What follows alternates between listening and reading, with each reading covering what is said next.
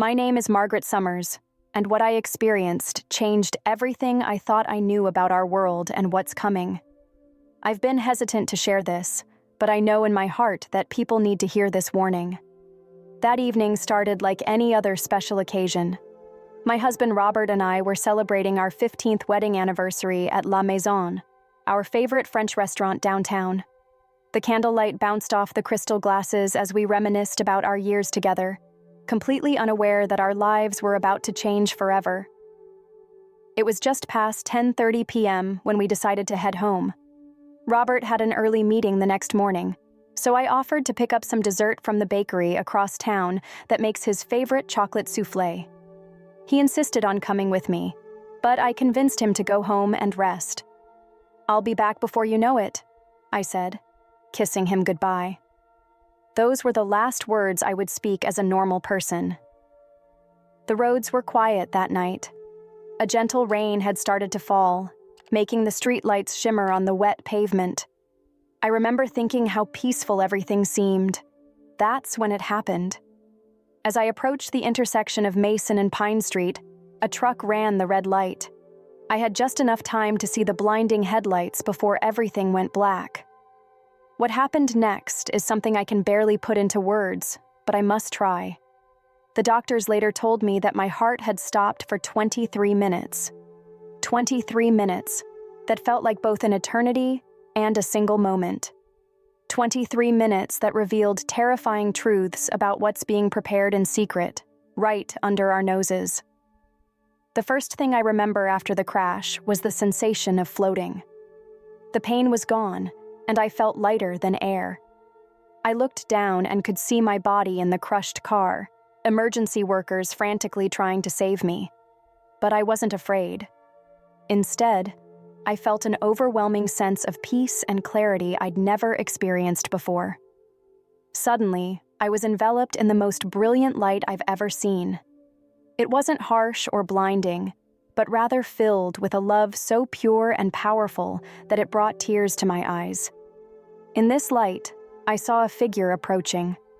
Though I couldn't make out specific features, I knew immediately who it was. Jesus Christ stood before me, his presence both gentle and magnificent beyond description. "Margaret," he said, his voice resonating through my very being. "There are things you need to see.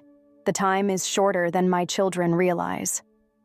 In an instant, we were transported to what appeared to be a modern facility. The walls were stark white, filled with advanced technology I'd never seen before. People in lab coats moved purposefully through the space, but what caught my attention were the rows of ordinary citizens sitting in chairs, willingly extending their right hands.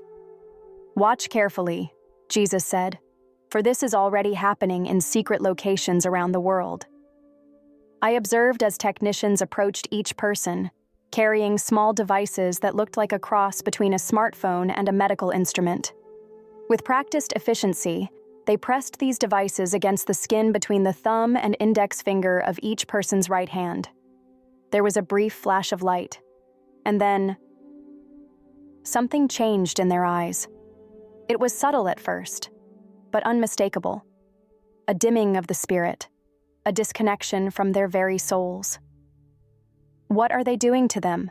I asked, my voice trembling. "They are testing what will become the mark," Jesus explained. "These are preliminary trials, disguised as medical research and technological advancement. The enemy is clever, daughter. He knows he cannot introduce this suddenly, so he works in stages, conditioning people to accept what is coming." We moved through the facility, and I saw more.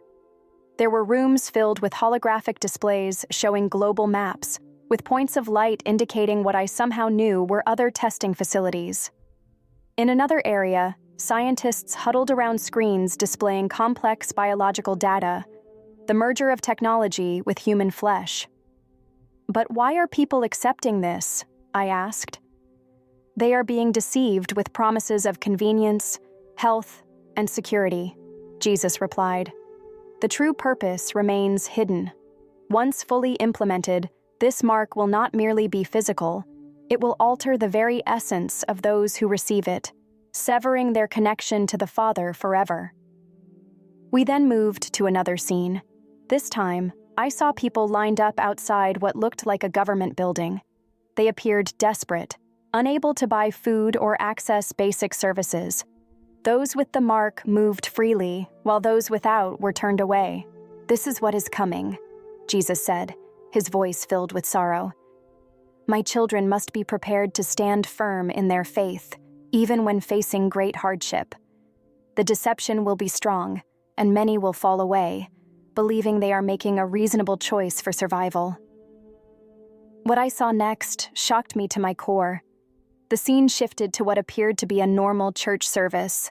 The pastor was speaking passionately about adapting to the times and embracing new technology as a gift from God. On the screen behind him were images of the very same devices I had seen in the testing facility. "Many false shepherds will lead my flock astray," Jesus explained. "They will twist scripture and use smooth words to convince my people that accepting the mark is compatible with faith in me. But remember what is written: no one can serve two masters." Throughout this experience, Jesus showed me more details about how this system was being developed and tested. I saw sophisticated artificial intelligence systems being programmed to track and control those who received the mark. Special facilities being prepared, hidden in plain sight, where the technology was being refined and improved. Marketing campaigns being crafted to make the mark seem not only harmless, but beneficial and necessary.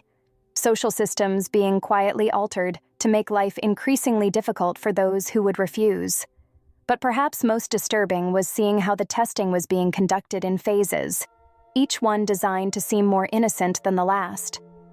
They started with voluntary medical ID chips, then expanded to payment systems, then health monitoring devices. Each step made the next seem more reasonable, more necessary. "Tell them what you have seen," Jesus instructed me. "Tell them that the time of testing is approaching, but I have not left them without warning. Those who have ears to hear will understand. Tell them to stay alert and strengthen their faith now, before the darkness deepens." I was then shown scenes of hope. Believers supporting each other, small communities sharing resources, people choosing to trust in God even when facing severe hardship. These faithful ones had a light about them that the darkness couldn't dim. "My faithful ones will be provided for," Jesus assured me. "Not always in ways they expect, but I will never abandon them. The enemy seeks to force my children into a choice between physical survival and spiritual life. But remember my words. What does it profit a man to gain the whole world but lose his soul?" He then showed me how the testing facilities were expanding, but always in secret. They were being disguised as medical research centers, technology companies, and government administrative buildings. The public faces of these operations were carefully crafted to appear beneficial and progressive. "The deception will be perfect," Jesus explained. "Without spiritual discernment, many will be unable to see the truth. This is why I am showing you these things now. My people must prepare their hearts and minds before these things are fully revealed." I saw how the preliminary testing was affecting people's behavior, their thoughts, their very connection to God. It was subtle at first. Small changes in personality, a gradual hardening of the heart, an increasing dependence on the system being created. Those who received even the preliminary marks became more accepting of things they would have previously questioned. "The enemy's plan goes beyond physical control," Jesus told me. "He seeks to alter the very nature I created, to sever the spiritual connection that allows humans to hear my voice and respond to my spirit. This is why the choice, once made, cannot be undone." I was then shown how families would be divided over this issue. I saw parents pleading with children, spouses trying to convince each other, friends becoming enemies. The pressure to conform would be intense, and the cost of refusing would be high. "Remember my words," Jesus said. "I did not come to bring peace, but a sword. The time is coming when my followers must choose between loyalty to me and loyalty to the world system. Many will fall away, believing they can accept the mark and still maintain their faith. But this will be impossible.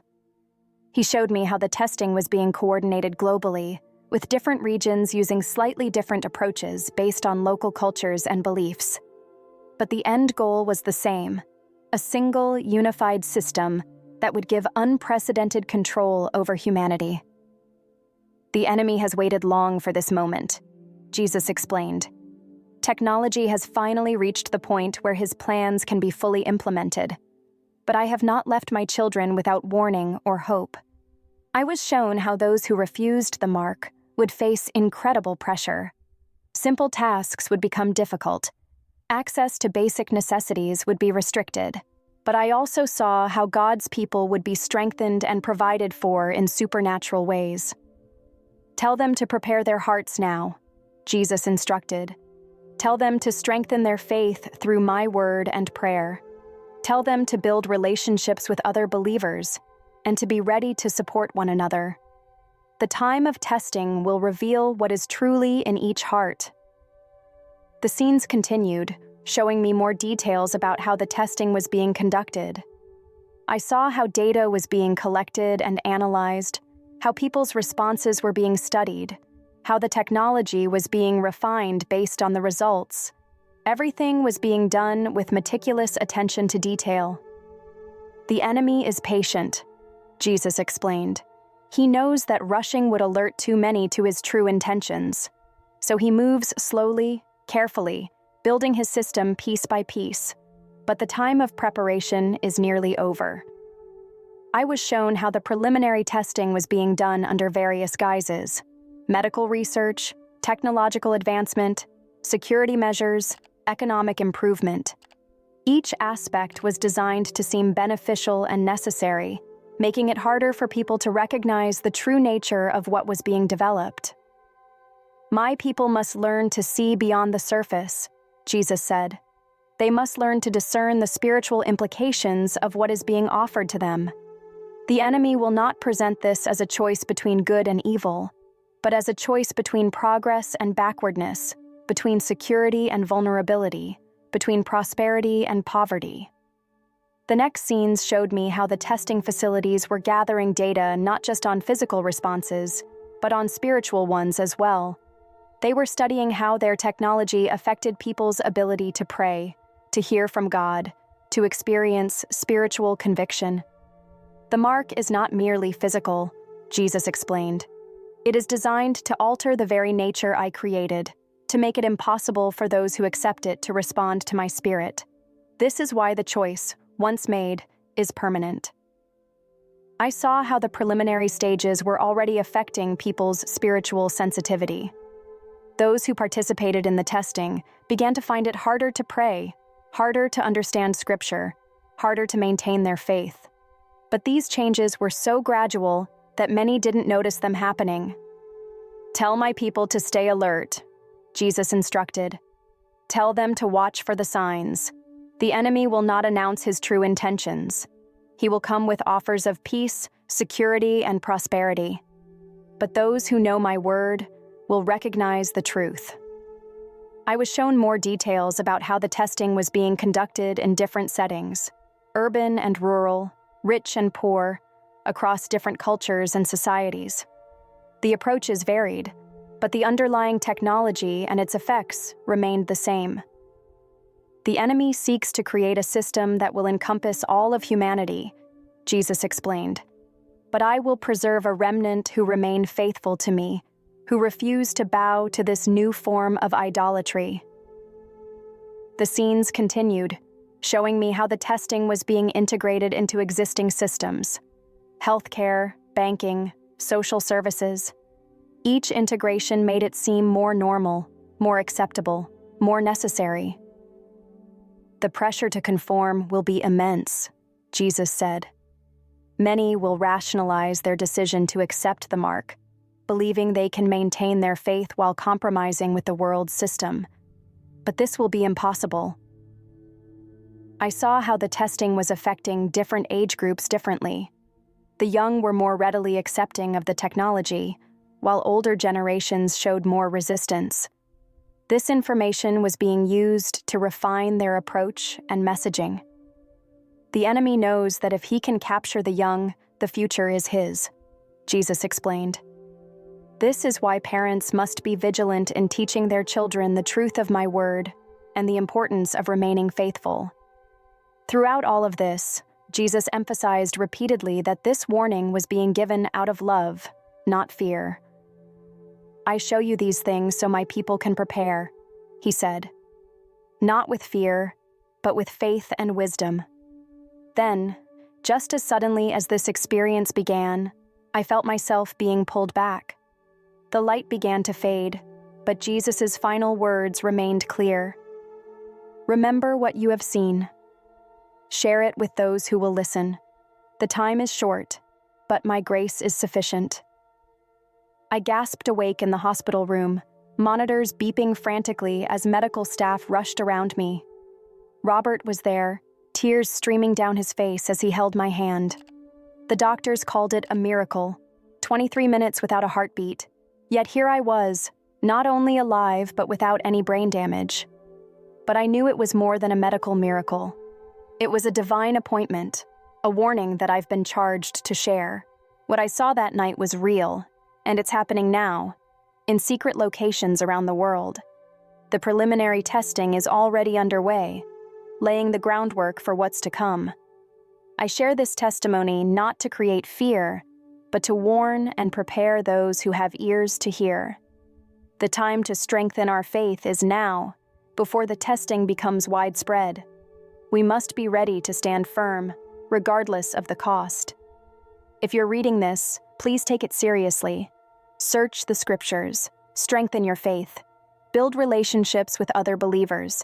Most importantly, develop your personal relationship with Jesus Christ.